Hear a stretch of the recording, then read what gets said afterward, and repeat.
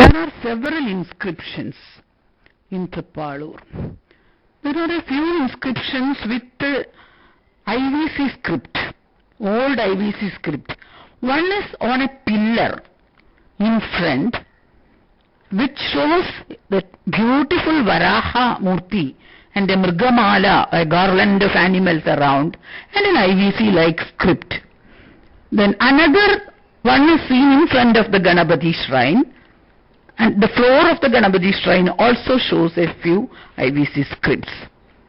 Then in front of the Nrsimha, there is a stone slab kept upright. On it also, and nearby also, you can see IVC-like scripts, and also on the Adhisthana.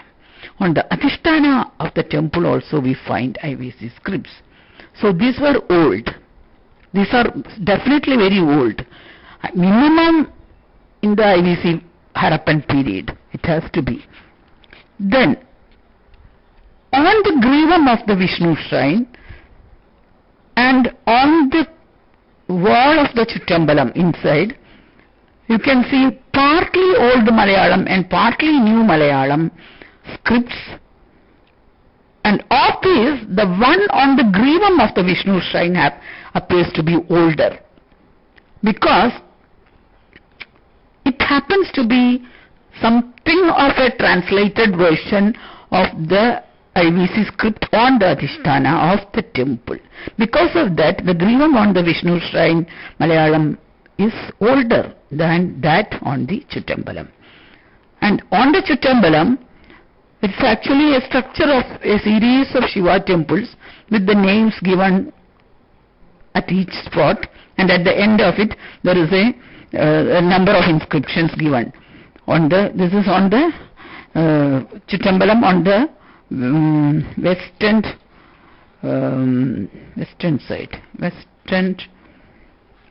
southwest side of the Chittambalam, where the Vasugi Shayana is located. The largest of these contains about 62 lines.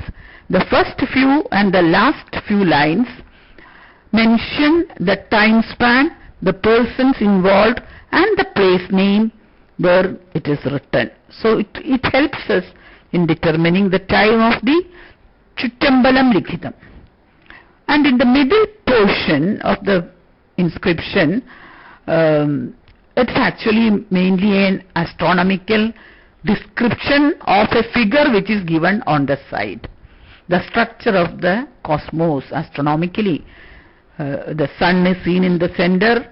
It mentions the sun in the center, the Mercury very nearby, close by, and also Venus next to Mercury. And both Mercury and Venus has got a pentagonal path. Because of that, their calculation is different. Then they have shown these planets. Then beyond Venus, Shukra, is the Earth, and the Earth is shown as a globe with the moon revolving around it. They have specially mentioned that the moon's movement around the Earth is different from the other planets. Then beyond the Earth, the Mars. Then beyond that, he mentions Jupiter with one ring and Saturn with 3 rings.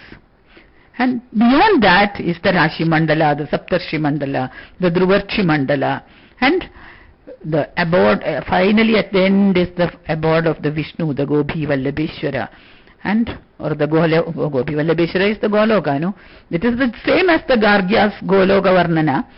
In a small nutshell or picture. Then the 14 worlds which is given in the Hindu Puranas are all given in the picture as a diagram, a diagrammatic representation.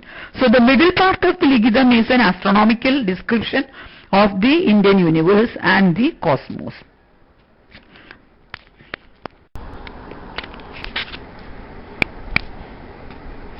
Inscription on Vishnu shrine Griva says Sunday, Sadava or Saluva is the name of a dynasty. Saluva, Khara, Sahajam, in the monsoon season, in Taurus or Rishabha monsoon season, and in that season it was written by Vadu Nava Naga Bhaktar. Vadu means a yogin. Vadu is a small baby. Brahmachari is a Vadu. Vadu Nava Nagam. Vadukala, the small Kumara Naga, Nava Naga Bhaktar. Naga Bhaktar you can read, also Nava Naga you can read in both ways. And this Kala Vadu Nava can also be read as Kala Varuni Avi Naga Bhaktar. Now if you read it as Varuni Avi Naga, then you can correlate this with the Tovari cave inscription which is seen in the Wayanad.